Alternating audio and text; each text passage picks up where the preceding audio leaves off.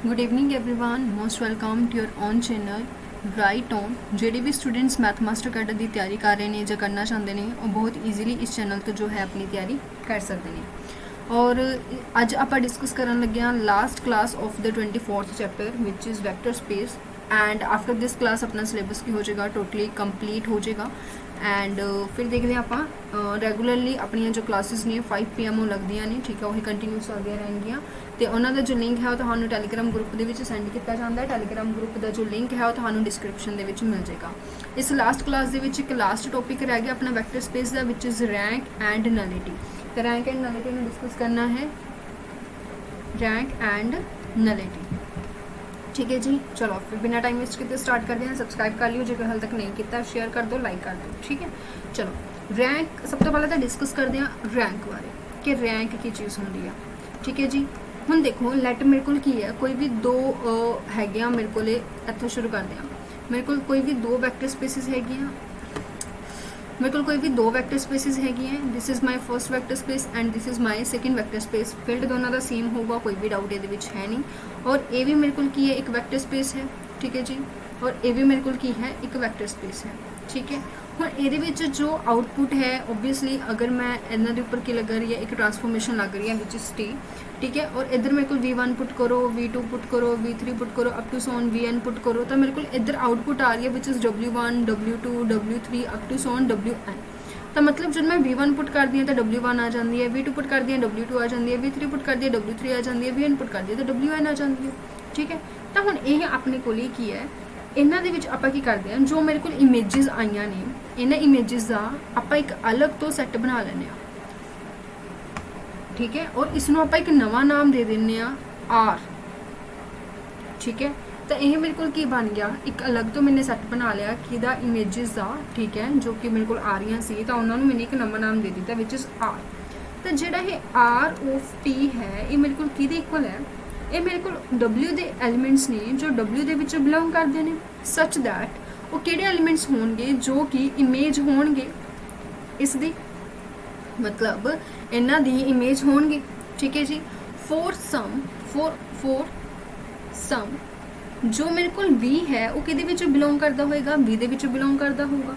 तो एक चीज़ तो क्लीयर है कि जोड़ा ये है ये मेरे को की होएगा सबसेट होएगा W का। ये W के इक्वल भी हो सकता है, उसका सबसेट भी हो सकता है ऑलवेज, पर कदे भी ये उस तो ग्रेटर दैन नहीं होएगा। हमेशा ये W का सबसेट होएगा जो उसके इक्वल हो सकता है, ठीक है। अगर आप गल करिए तो जी RT है ये भी की है अपने आप दे विच एक सबस्पेस है, ठीक है जी। ये जो आप सैट बनाया it is also a subspace of W का सबस्पेस है जो वह सबसेट है, ठीक है।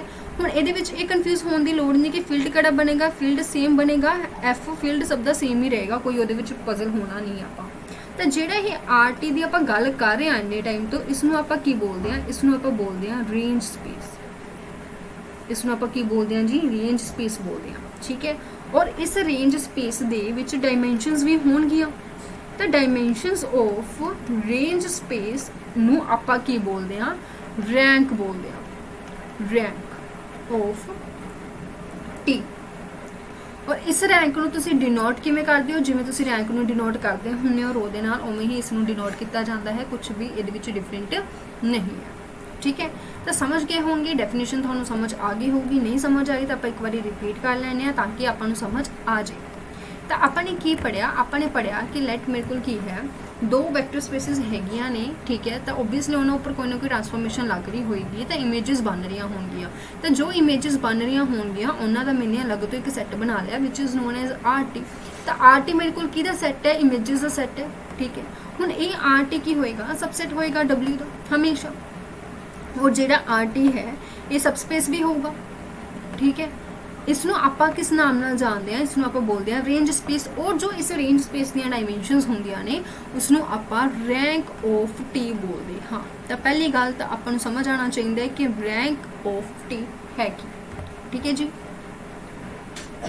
कुछ पर्टिकुलर केसिस होंदे ने उन्होंने एज अ टेबल कुछ पॉइंट्स नूं आपां समझते हैं।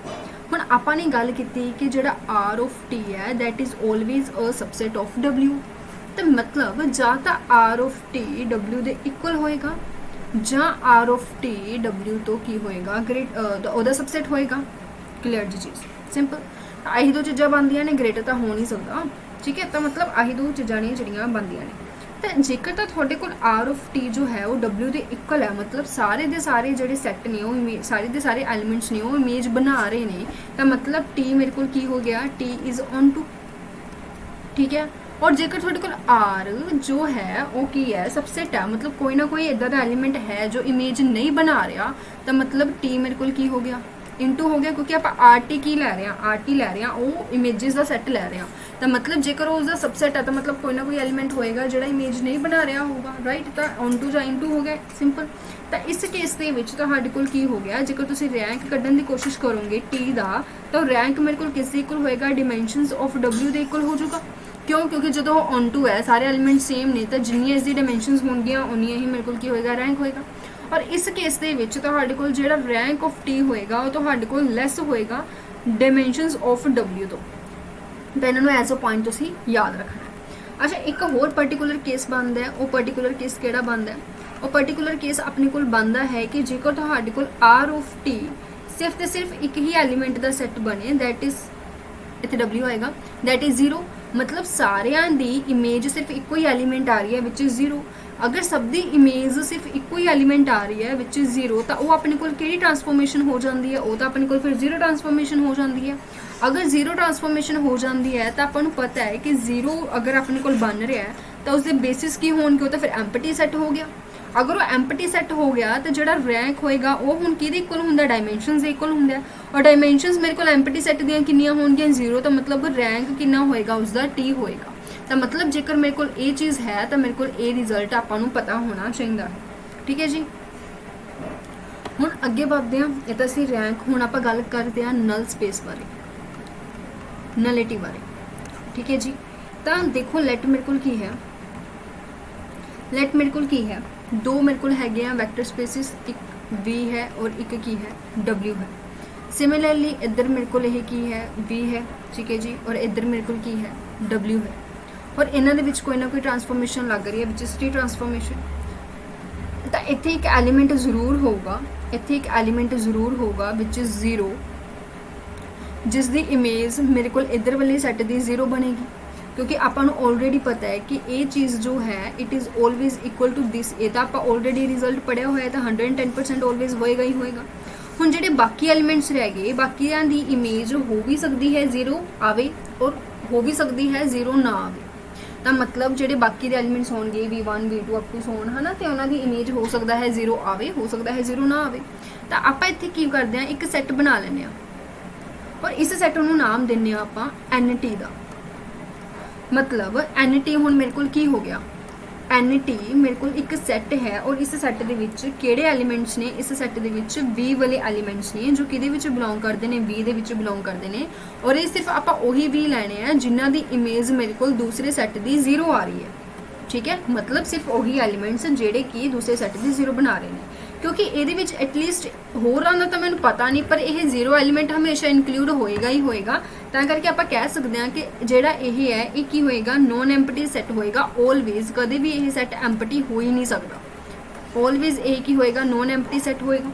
ठीक है, और एक गल आपां नूं पता लग गई कि जिहड़ा यह एम्पटी सैट इहदे विच क्यों नहीं हैगा, क्योंकि V जो है वो बिलोंग करता है इस दे विच हमेशा। अगर इस बिलोंग करता है तो एक चीज़ तो क्लीयर है कि यह की होएगा, सबसेट होएगा N का, सॉरी V का, V सैट का सबसेट होएगा। ओह रैंक से जोड़ा वो W का सबसेट लेंदे सी, इत्थे आपां V का सबसेट लै रहे हैं। ठीक है, हुण अगर यह सबसेट है तो पहली गल तो यह की होएगा, एक सबस्पेस भी होएगा। ठीक है जी, सबस्पेस है यह की होएगा, एक सबस्पेस भी होएगा। ठीक है, हमेशा ये सबस्पेस होया करेगी और इस सबस्पेस नूं ही आपां किस दे नाम नाल जानते हैं, इसनूं ही आपां नल स्पेस दे नाम नाल जानते हैं। ठीक है, और इस दियां जिन्नियां डायमेंशनस होंदियां ने और इट्स डायमेंशनस, ठीक है जी, its dimensions are called nullity. तो ਉਹਦੇ ਵਿੱਚ ਕੀ ਹੁੰਦਾ ਸੀ, डायमेंशनस ऑफ RT ਲੈਂਦੇ ਸੀ, ਇਹਦੇ ਵਿੱਚ डायमेंशनस ऑफ NT ਲਵਾਂਗੇ, ਇਸ ਨੂੰ ਆਪਾਂ ਨਲਿਟੀ ਬੋਲਦੇ ਹਾਂ, ਉਸ ਨੂੰ ਆਪਾਂ ਰੈਂਕ ਆਫ ਬੋਲਦੇ ਸੀ। ਤਾਂ ਇਹਦੇ ਵਿੱਚ ਵੀ ਕੁਝ ਪਾਰਟਿਕੂਲਰ ਕੇਸਿਸ ਹੈਗੇ ਆ, ਉਹਨਾਂ ਨੂੰ ਸਮਝ ਲੈਂਦੇ ਆ। ਜਿਵੇਂ ਕਿ ਹੁਣ ਆਪਾਂ ਨੇ ਪੜਿਆ ਕਿ N of T ਜੋ ਹੈ ਉਹ ਹਮੇਸ਼ਾ ਕੀ ਹੋਏਗਾ, सबसेट ਹੋਏਗਾ V ਦਾ। ਤਾਂ ਇਹਦੇ ਵਿੱਚ ਵੀ ਦੋ ਹੀ ਕੇਸਿਸ ਬਣ ਗਏ ਨਾ, ਕਿ ਜਾਂ ਤਾਂ ਇਹ ਆਪਣੇ ਕੋਲ V ਦੇ ਇਕੁਅਲ ਹੋਏਗਾ ਜਾਂ ਫਿਰ ਇਹ ਕੀ ਹੋਏਗਾ v ਦਾ सबसेट ਹੋਏਗਾ। ਆਈ ਦੋ ਗੱਲਾਂ ਬਣਦੀਆਂ ਨੇ। ਤਾਂ ਦੇਖੋ ਅਗਰ ਇਹ v ਦੇ ਇਕੁਅਲ ਹੋ ਜਾਂਦਾ ਹੈ ਤਾਂ ਮਤਲਬ ਸਾਰਿਆਂ ਦੀ ਇਮੇਜ ਕੀ ਆ ਰਹੀ ਹੈ, ਸਾਰਿਆਂ ਦੀ ਇਮੇਜ 0 ਆ ਰਹੀ ਹੈ। अगर सब दी इमेज 0 आ रही है तो मतलब टी मेरे को की होगी, टी मेरे को तो 0 ट्रांसफॉर्मेशन होगी। अगर टी मेरे को 0 ट्रांसफॉर्मेशन होगी तो सारे दी इमेज 1 आ रही है तो मतलब टी मेरे को की हो गया, मैनी 1 हो गया। अगर टी मेरे को मैनी 1 हो गया तो एक होर ये रिजल्ट ये भी बन जाता है कि जो डायमेंशनस ऑफ एन टी ने मतलब नलिटी है वो मेरे को किस दे इक्वल होएगी, वो मेरे को डायमेंशनस ऑफ वी दे इक्वल होएगी क्योंकि दोनों आपस में इक्वल ने। ठीक है, अच्छा फिर इधर आप कुछ कह नहीं सकते कि 1 1 है, मैनी 1 है, कुछ नहीं कहा जा सकता, सबसेट है, कुछ भी हो सकता है। ये सिर्फ एक रिजल्ट बनाया जा सकता है कि जी नलिटी है वो लैस दैन होया करेगी डायमेंशनस ऑफ वी तो। ठीक है जी, वो लैस दैन होया करेगी डायमेंशनस ऑफ वी तो। ये कुछ पर्टिकुलर केसेस अपने बनते सीगे। ठीक है, होर देख लैने इस दे विच आपां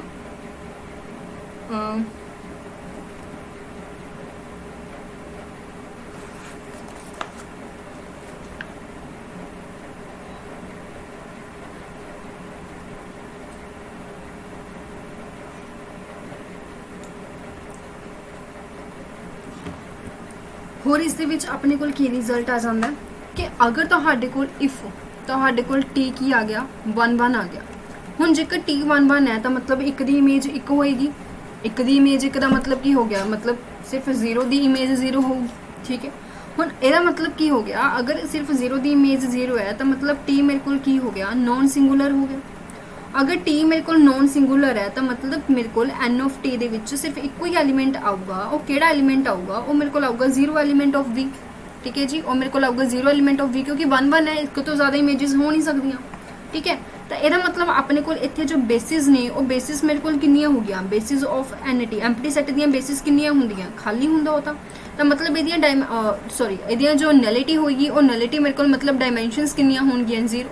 तो मतलब जेकर टी 1 1 है तो अपने को नलिटी किन्नी होएगी, 0 होएगी। हुण जेकर टी 1 1 नहीं हैगा, इफ टी इज़ नॉट 1 1, अगर टी 1 1 नहीं हैगा तो यह अपने को की होएगा, सिंगुलर होएगा।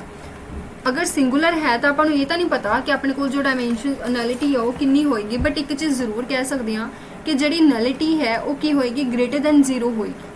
जो टी थोड़े को 1 1 है तो नलिटी 0 होएगी, अगर टी थोड़े को 1 1 नहीं है तो तुम कह सकते हो कि जी थोड़े को नलिटी है वो की होएगी ग्रेटर दैन 0 होएगी। ठीक है, ये जो तुम याद रखने ने। ठीक है जी, एक अपने को थ्योरम आ जाती है स्वेस्टर्स लॉ ऑफ नलिटी, जिहदे विच आपने जस्ट याद रखना है कि किहड़ी अपने को लॉ हैगा, होर कुछ भी इहदे विच नहीं हैगा रखना है। ठीक है, और हाँ जी, तो ये की है कहते जेकर मेरे को वी कोई भी एक वैक्टर स्पेस है एंड डब्ल्यू मेरे को कोई भी एक वैक्टर स्पेस है ओवर द फील्ड एफ, तो टी मेरे को कोई भी एक ट्रांसफॉर्मेशन है, क्लीयर जी गल है, टी मेरे को कोई भी ट्रांसफॉर्मेशन है, दैन अगर मैं रैंक ऑफ टी दा ऐड कर देवां किस दे विच, नलिटी दे विच, नलिटी ऑफ टी दे विच, तो ये मेरे को किहदे इक्वल आएगा, ये मेरे को डायमेंशनस ऑफ वी दे इक्वल आएगा। तो यह एक रिजल्ट है जो आपने याद रखना है, जो मेरे को की है लॉ है। ठीक है, एज अ थ्योरम बस इसनू याद रखो, होर इस विच कुछ भी नहीं होगा। क्लीयर है जी? ठीक है, चलो इस तो बाद अपने को की है 1 मिनट,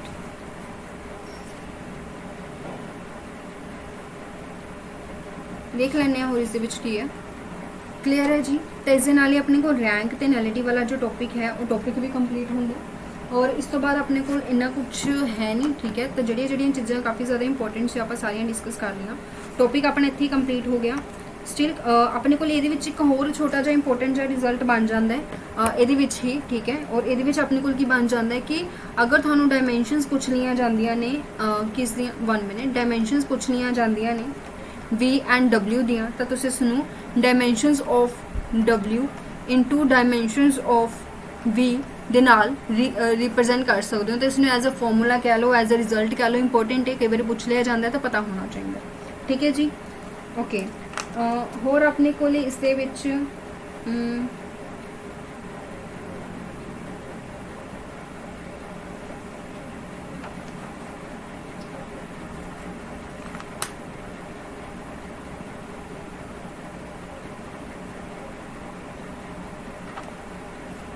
1 मिनट,